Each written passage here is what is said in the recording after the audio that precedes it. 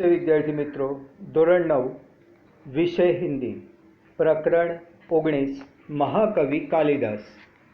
लेखक छे नरपत बारहट, उपनाम हड़वेचा। तो लेखक परिचय सौथी આપણે જોઈશું। लेखक राजस्थानी संस्कृति के शोधकर्ता नरपत बारहट हड़वेचा ने M.A. B.Ed की उपाधि प्राप्त की है।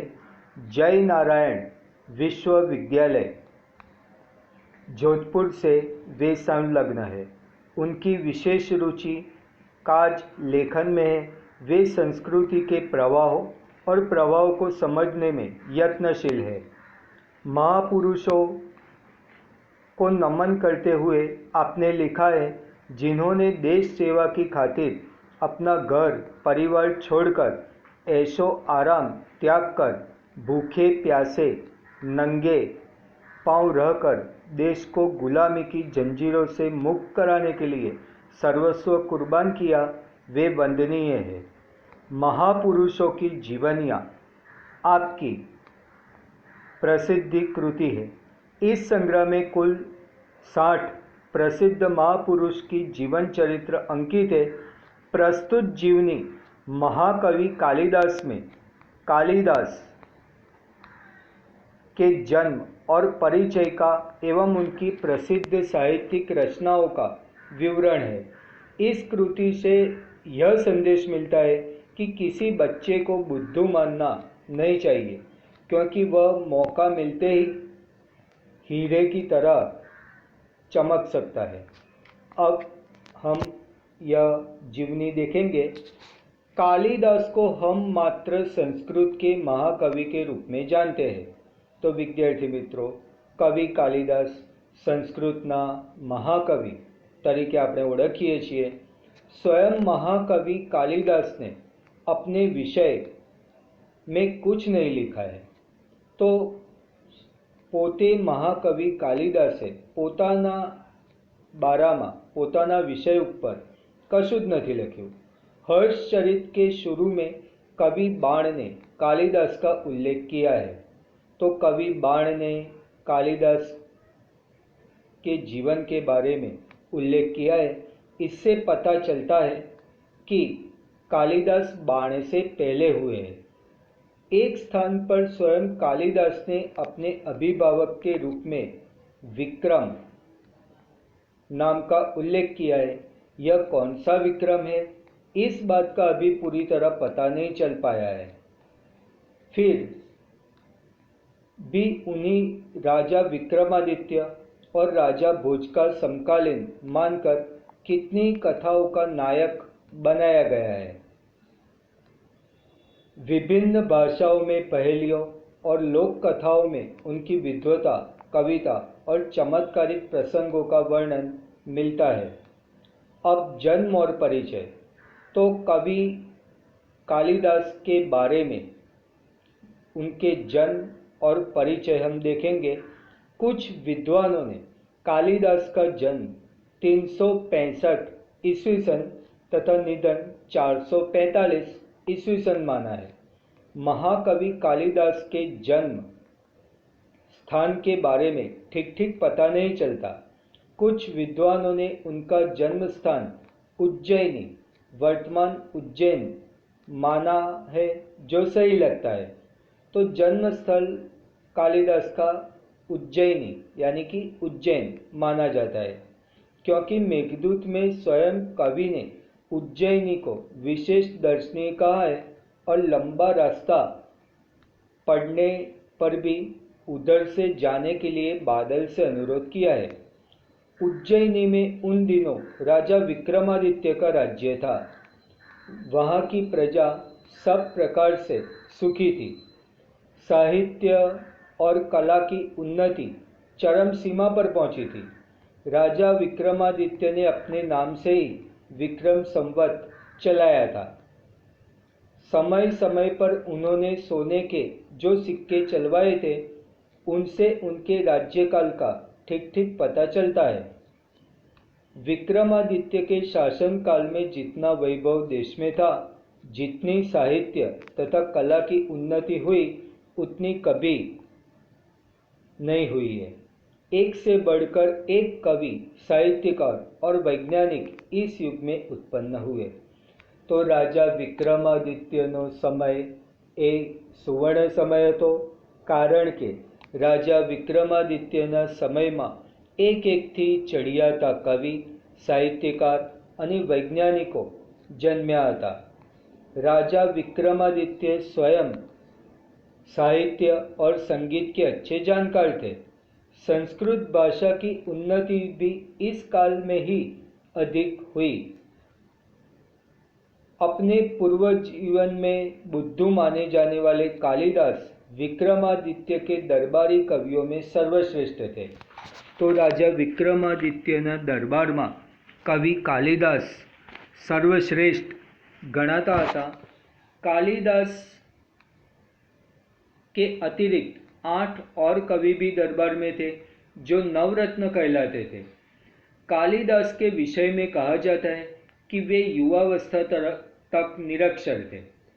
तो जब युवा हुए थे तब तक उन्हें लिखना भी नहीं आता था, निरक्षर थे।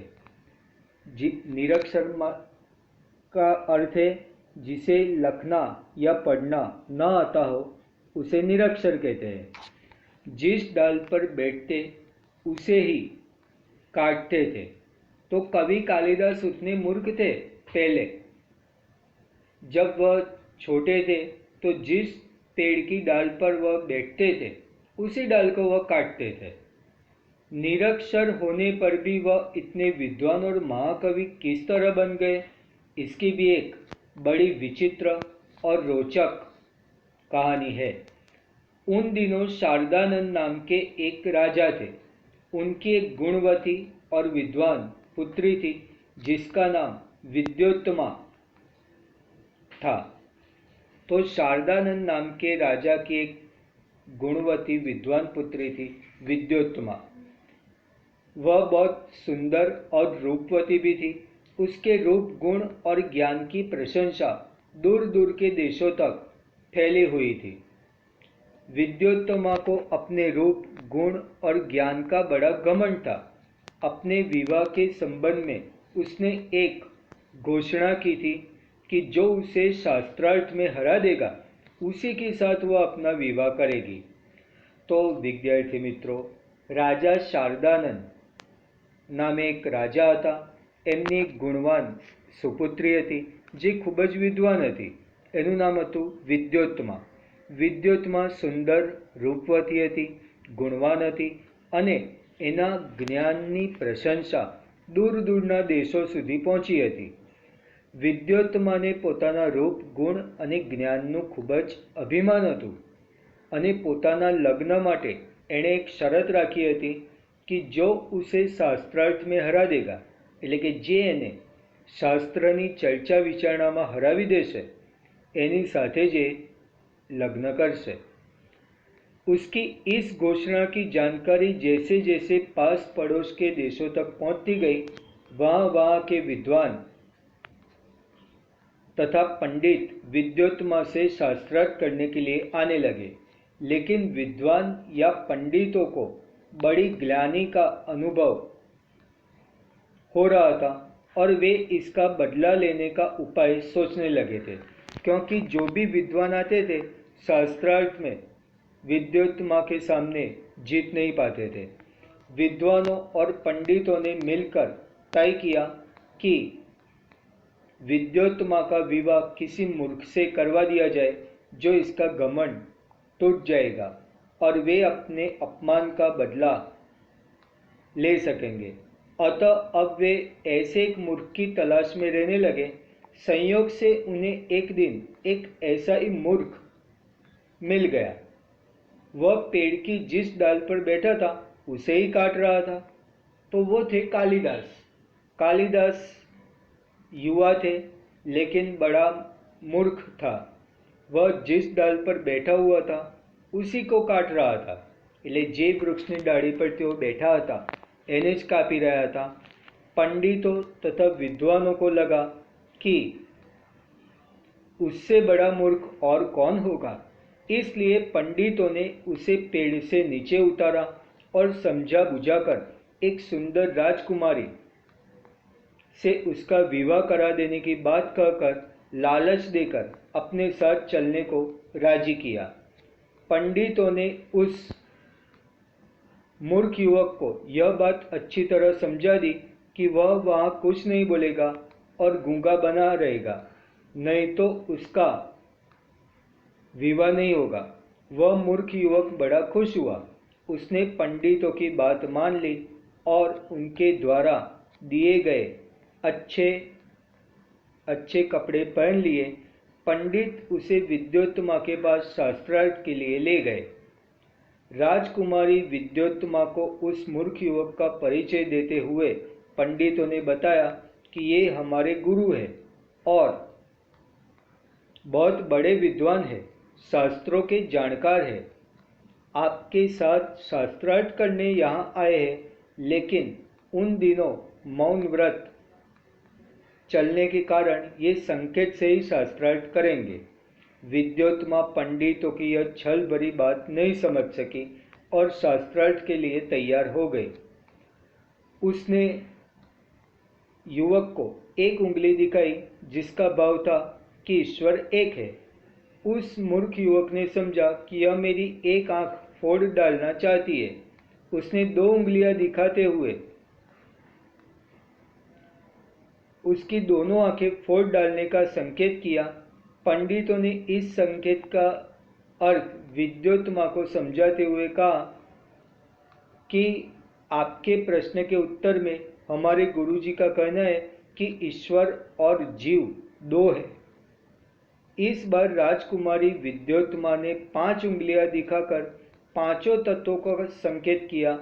उस मूर्ख ने समझा कि वह मेरे मुंह पर तमाचा मारने का संकेत कर रही है।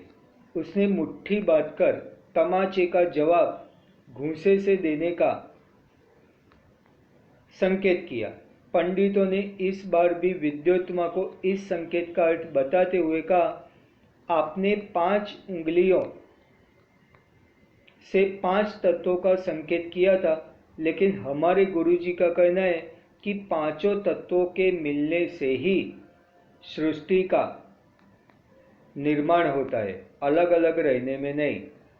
इस तरह उपरोक्त शास्त्रार्थ में विद्योत्तमा ने उस मूर्ख युवक से अपनी हार मान ली और दोनों का विवाह धूमधाम से पंडितों ने करवा दिया।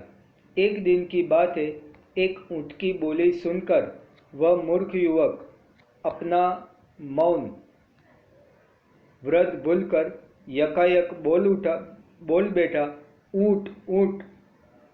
तो विद्यार्थी મિત્રો, આ રીતે કાલિદાસ બાળપણમાં અત્યંત મૂર્ખ વ્યક્તિ હતા। તેઓ એટલા મૂર્ખ હતા કે જે ડાળી પર બેઠા હતા એ જ ડાળી તેઓ કાપતા હતા અને એ જ સમયે રાજા શારદાનંદની સુપુત્રી વિદ્યોત્તમા ખૂબ જ ગુણવાન અને વિદ્વાન હતી અને એના લગ્ન માટે એણે શરત મૂકી હતી કે જે શાસ્ત્રાર્થમાં એટલે કે શાસ્ત્રની ચર્ચામાં પોતાનાથી જીતશે એની સાથે જ લગ્ન કરશે અને વિદ્વાનો પંડિતોને નિરાશા સાંપડી હતી। છેવટે એમણે વિદ્યોત્તમાનું અભિમાન ઉતારવા કવિ કાલિદાસ જે મૂર્ખ વ્યક્તિ હતો એને તૈયાર કર્યો અને કહ્યું કે તારે ઈશારામાં જ વાત કરવાની છે। વિદ્યોત્તમા કાલિદાસની સામે એક આંગળી કરે છે અને કહે છે કે ઈશ્વર એક છે, તો કાલિદાસ 2 આંગળી કરે છે। વિદ્વાનો સમજાવે છે કે ઈશ્વર પણ 2 છે અને ઈશ્વર અને જીવ એ 2 છે। તો આ રીતે બીજી વખત વિદ્યોત્તમા 5 આંગળીઓ કરે છે અને 5 તત્વોનો સંકેત કરે છે। તો કાલિદાસને લાગે છે કે આ મને મારવાની વાત કરે છે, તમાચો મારવાની વાત કરે છે, એટલે એ સામે મુઠ્ઠી બાંધીને એનો જવાબ આપવાનો ઈશારો કરે છે। વિદ્વાનો સમજાવે છે કે ગુરુજી કહે છે કે 5 તત્વો ભેગા થાય છે ત્યારે જ આ સૃષ્ટિનું નિર્માણ થાય છે. તો આ રીતે છેવટે વિદ્યુતમાં પોતે પરાજિત પોતાને માને છે અને કાલિદાસ સાથે એના લગ્ન થાય છે. આ મૂર્ખ કાલિદાસ ઊંટ જોઈને ઊંટ ઊંટ એવી બૂમો પાડે છે, ત્યારે વિદ્યુતમાં સમજે છે. તો વિદ્યાર્થી મિત્રો, હવે આગળનું પ્રકરણ આપણે આ જ પ્રકરણ આગળ ઉપર જોઈશું.